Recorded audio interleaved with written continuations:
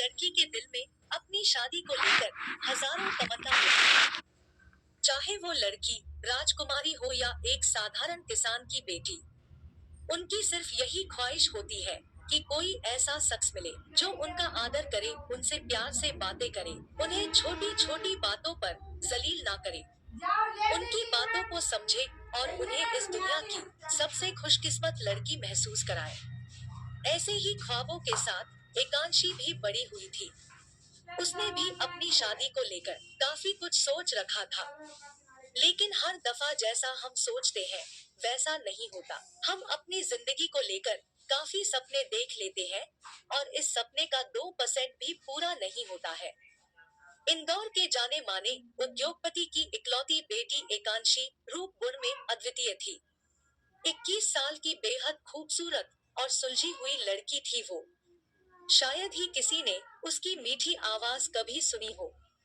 बचपन से एकांशी कम बोलती थी। उसकी बस इतनी ही ख्वाहिश थी कि उसका पति उससे बेइंतहा मोहब्बत करे, उसका आदर करे, उसकी खामोशी को भी समझ ले, पूरी दुनिया के सामने उसके लिए खड़ा हो जाए। लेकिन हर ख्वाब पूरे नहीं होते, वो इतनी बुरी तरह टूटते हैं कि उनका जुड़ना मुमकिन ही नहीं लगता। एकांशी की ख्वाहिशें भी एक रात में ही टूट कर चकनाचूर हो गई और उसकी जिंदगी पूरी तरह बदल गई। उधर अपनी माँ के गुजर जाने के बाद अयांश की जिंदगी बिल्कुल सफेद हो गई। उसने अपने अंदर गुस्सा और नफरत भर लिया। उसके लिए किसी की भावना मायने नहीं रखती। उसकी जिंदगी सिर्फ अपने बिजनेस के आसपास ही घूमती रहती है। सबसे कम उम्र में बिजनेसमैन ऑफ द ईयर सम्मान जीतने वाले अयांश आदित्य की जिंदगी में प्यार मोहब्बत के लिए कोई जगह ही नहीं थी। जहां एकांशी बिल्कुल शांत और सुलझी हुई लड़की थी, वहीं अयांश के आंखों में हर वक्त गुस्सा और चेहरे पर अकड़ साफ दिखाई देती थी। उसे एकांशी में कोई दिलचस्पी नहीं थी, लेकिन हमें जिस चीज में दिलचस्पी ना हो, किस्मत हमें उससे जरूर मिलाती है। उस एक रात में अयांश के द्वारा की गई एक गलती ने उसकी किस्मत ही बदल दी। इधर अपनी कड़ी मेहनत से बिजनेस की दुनिया में ऊंचा मुकाम हासिल करना चुनौती की बात है, लेकिन नैनिका सिंह की बचपन से ही जीतने की आदत ने उसे आज नाम और रुतबा दिया था। हर साल बिजनेसमैन ऑफ द ईयर का सम्मान जीतने वाली नैनिका सिंह पिछले 2 सालों से अयांश आदित्य से हारती आ रही थी।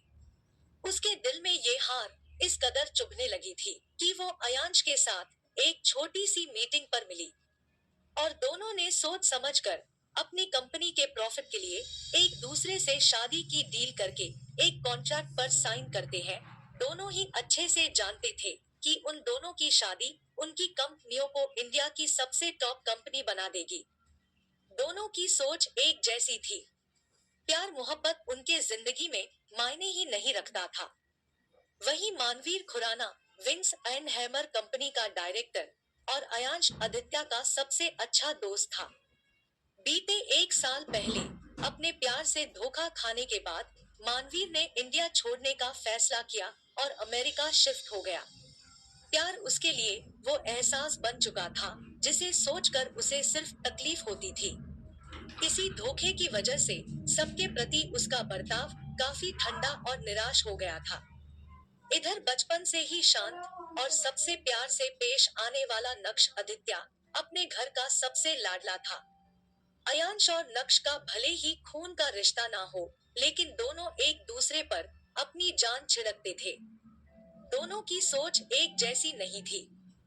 नक्श अपनी जिंदगी में मोहब्बत हासिल करना चाहता था, लेकिन अयांश की जिंदगी में शादी और मोहब्बत एक डील थी जो उसके बिजनेस को टॉप तक ले जा सकती थी।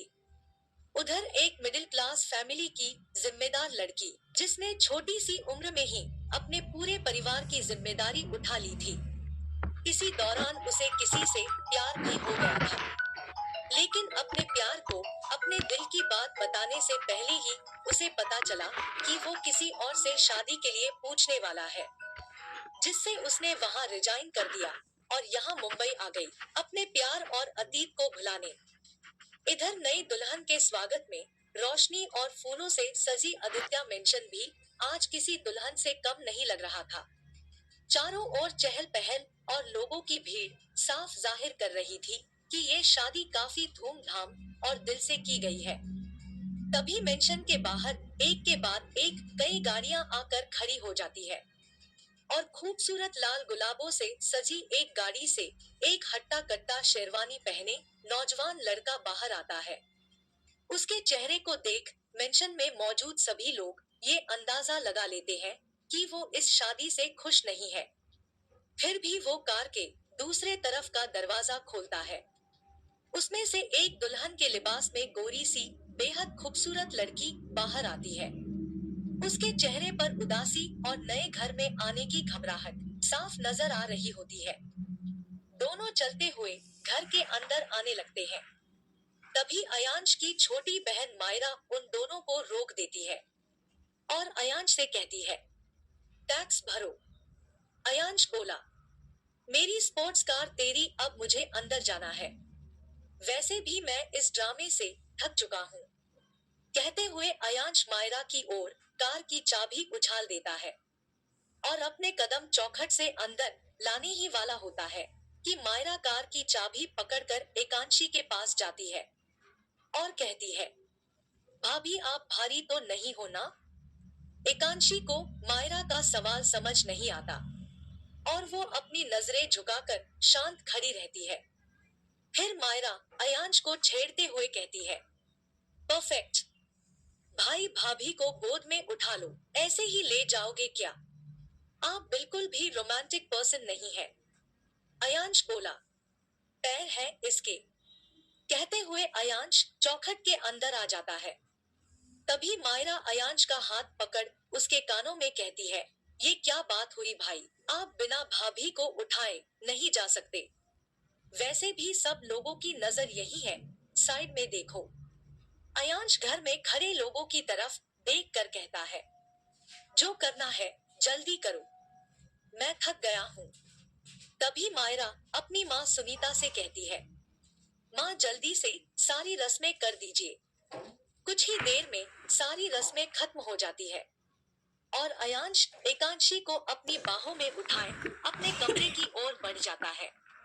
कमरे का दरवाजा लॉक करने के बाद अयांश अपनी दुल्हन को बेतरतीब ढंग से बिस्तर पर गिराते हुए कहता है, एक बार मैं तुम्हारे साथ नशे की हालत में सो गया, इसका मतलब ये नहीं कि तुम मेरी जिंदगी का हिस्सा बन गई। ये मत भूलो कि तुम्हारी औकात कहाँ है और मेरी औकात कहाँ है। तुम मेरे जूते के धूल के बराबर भी नहीं हो। मैंने तुमसे शादी सिर्फ अपने परिवार और अपनी रेपुटेशन के लिए की है, नहीं तो मैं तुम्हारी जैसी लड़की को कभी मुंह तक ना लगाता। वो रात मेरी जिंदगी की सबसे मनहूस रात थी। एकांशी बिस्तर पर पड़े अपनी आंसू भरी आंखों से अयांश की ओर देखने लगती है। अयांश का हर एक शब्द उसके मन को झंझोर के रख देता है। फिर अयांश अपने एक पैर को उठाकर बिस्तर पर रखते हुए एकांशी के गालों को अपने हाथ से पकड़ धमकाने वाले लहजे में कहता है, हमारे कमरे के बाहर हमारी एक बात नहीं जानी चाहिए, नहीं तो तुम्हारा हाल उस रात से भी बदतर कर दूंगा। इतना कहकर अयांश फ्रेश होने के लिए बाथरूम में चला जाता है और एकांशी उठकर बैठ अपने घुटनों में अपना चेहरा छुपाकर रोने लगती है। आखिर क्या हुआ था उस रात एकांशी के साथ? क्या अयांश को कभी होगा एकांशी से प्यार? जानने के लिए सुने अगला एपिसोड।